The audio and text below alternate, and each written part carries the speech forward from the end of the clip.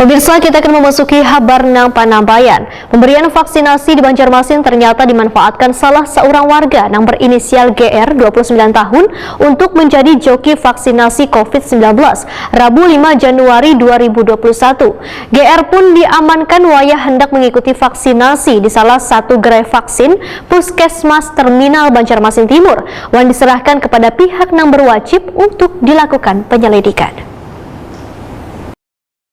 Pemberian vaksinasi di Banjarmasin ternyata dimanfaatkan setelah seorang warga Jalan Kebun Bunga, Banjarmasin Timur berinisial GR 29 tahun untuk menjadi joki vaksinasi COVID-19 Rabu 5 Januari 2021. GR diamankan wayah hendak mengikuti vaksinasi di salah satu gerai vaksin Puskesmas Terminal Banjarmasin Timur. Kepala Dinas Kesehatan Banjarmasin Dr. Mahli Riyadi SHMH, Wayatakuni Prima TV jelang tengah hari Kamis 6 Januari 2022 mengisahkan awal terungkapnya pelaku perjokian tersebut adalah wayah petugas melakukan cek kesehatan dan pendataan KTP yang bersangkutan.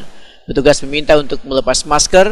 Petugas vaksinator merasa curiga lantaran gambar KTP wan wajah GR berbeda. Mahli Riyadi pun mengingatkan kepada seberatan petugas nakes yang berada di puskesmas supaya lebih teliti wan waspada dalam melakukan pemberian vaksinasi kepada warga. Mahli Riyadi berharap kasus nang kaya ini kada terulang lagi, sedangkan pelaku diserahkan kepada pihak yang berwajib untuk dilakukan penyelidikan.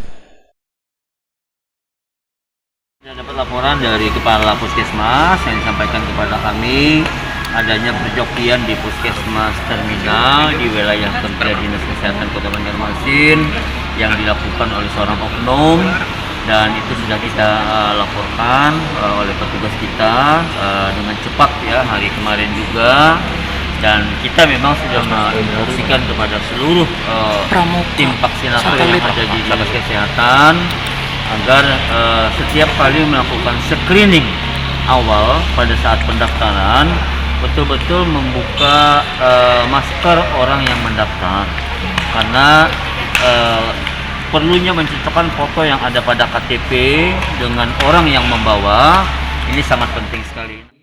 Mahli Riyadi menambahkan, pemberian vaksin kepada orang dengan jumlah dosis buat interval waktu nang kada sesuai dengan yang ditetapkan akan menimbulkan dampak negatif. Untuk dosis yang disuntikan adalah sebanyak 0,5 mili dengan interval pemberian waktu selawas 28 hari. Jika vaksin yang merupakan bentuk dari virus dilemahkan atau dimatikan dimasukkan ke tubuh secara berlebihan, maka kada menutup kemungkinan menjadi racun.